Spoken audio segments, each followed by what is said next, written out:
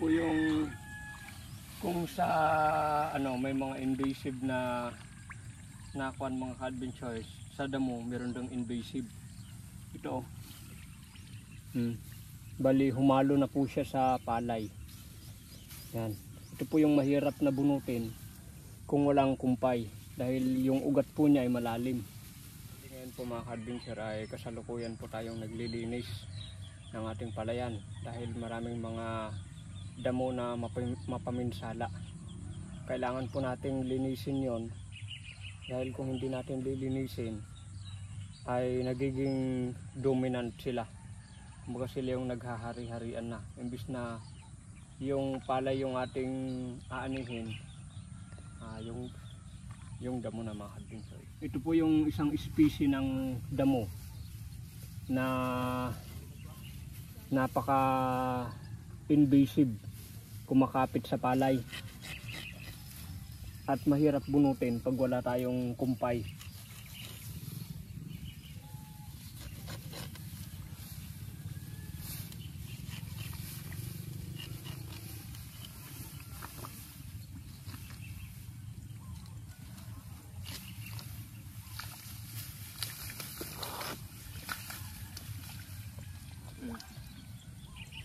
Napakahirap bunutin to. Hindi to kayang bunutin ng kamay-kamay lang. Madadama yung mga palay. Bali ito po ang tawag po dito ay pansirang damo.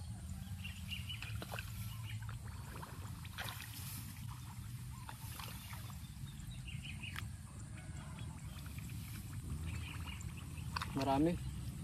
May mga ibang damo pa, yung mga galot-galot. Saka yung mga broad leaves, marami din. Pero yung ganito yung uunahin natin dahil mabilis, saka talagang competitive masyado.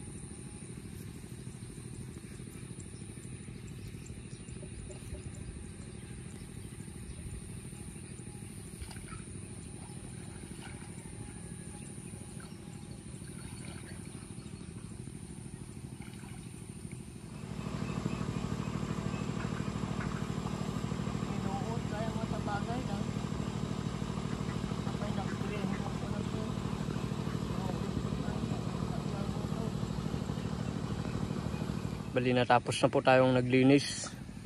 Ngayon po ay magluluto po tayo ng agahan.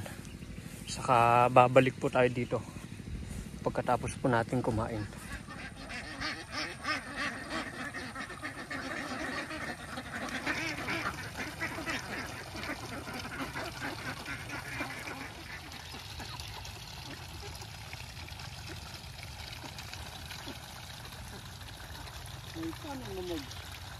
Yung mga damo, mga ka-adventures,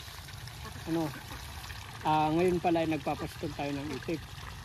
Yung mga dahon, yung mga damo, pag maapakan ng itik ay naipapalumlom. Bali sinadya po natin na pakawalan po yung mga itik po natin dito para sa damo, para mailumlom. Kung merong bisukol, kung kaya nila kainin, kainin nila. At yung isa pa, kung may mga insekto, yun po yung purpose po natin. Kung bakit po natin pinakawalan dito yung mga itik po natin. Bali next na project po natin, para panatag po yung loob po natin, lalagyan po natin to ng net. Itong area po natin, papalibutan po natin yan ng net.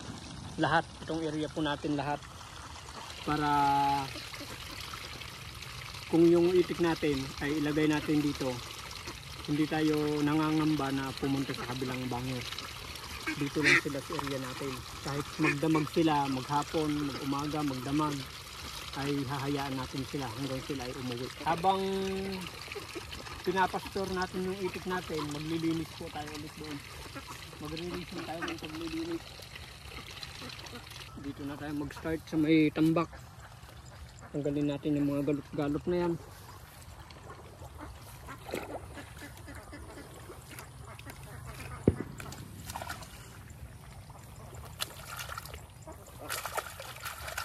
Ito po yung galot-galot.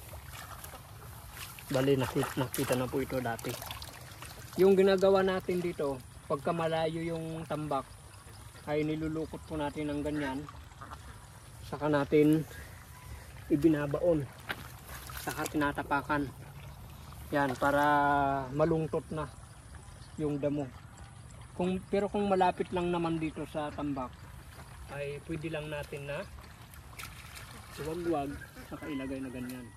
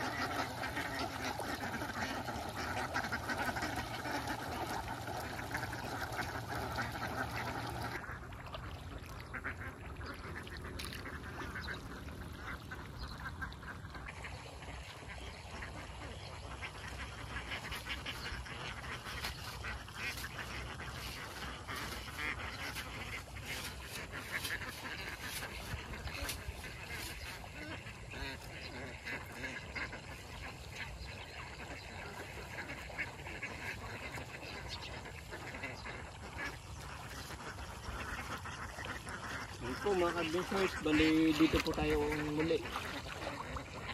Bali may mga bisukol dito. Kasi doon ay naubos na yung bisukol ng palay po nila. Kaya lilipat po natin sila ulit dito.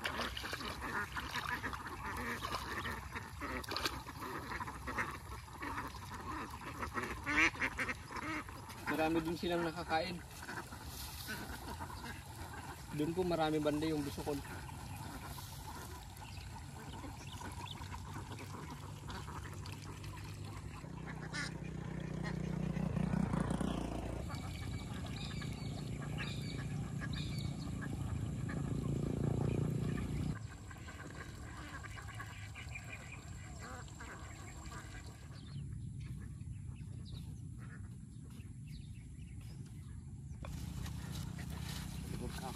tayo.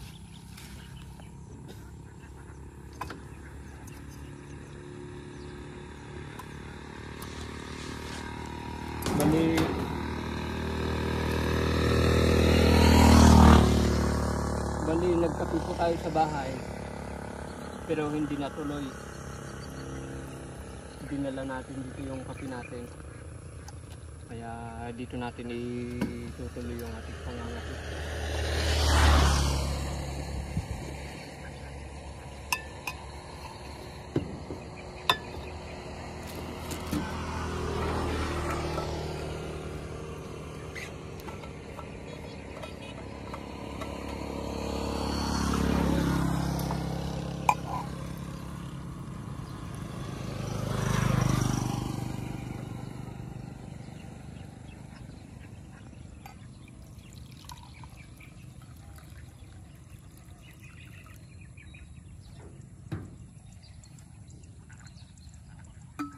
Kape po mga ka-adventures.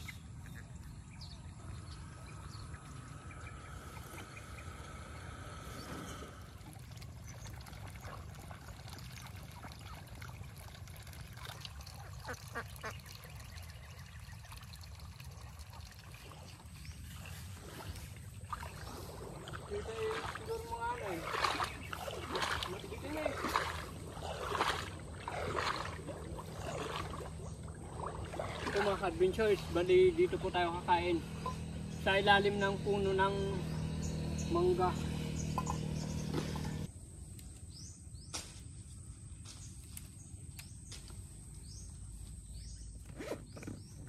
Bali kakain po tayo mga ka-adventures. For today's baon ay ito po yung baon po natin. Tabungaw na may sardinas.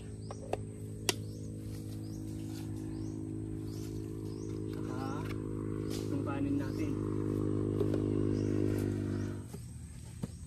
Mangan tayo mga kakabsat.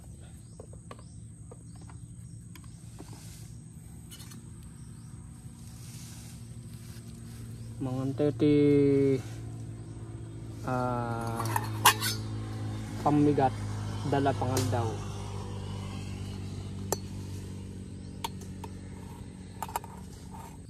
Kain po. Tabungaw. Iluto pa ni Kuya Alan. Shout out kay Kuya Alan.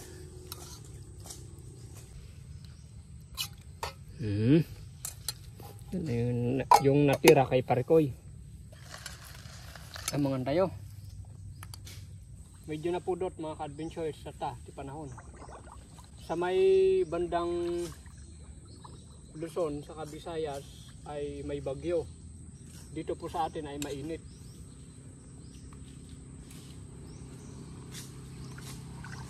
Mangan. May titimplada na, sakto-sakto.